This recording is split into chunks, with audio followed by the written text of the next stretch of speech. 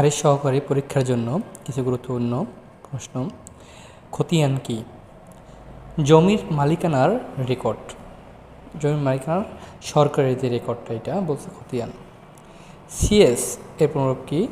Cadastral survey. দাগ নম্বর কি?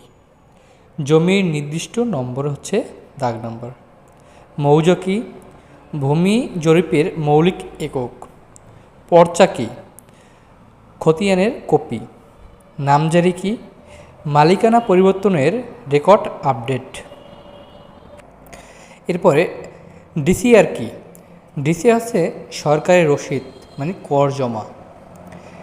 Scale কি? স্কেল হচ্ছে মানচিত্রের অনুপাত। আরএস কেন করা হয়? পূর্বের ভুল সংশোধনের জন্য আরএস করা হয়। নাল জমি কাকে বলে? এটা গত শনিবার দিনকে পরীক্ষা এসেছে। আবাদি সমতল কৃষি জমি। ভূমি রেকর্ড বলতে কোনটি বোঝায়?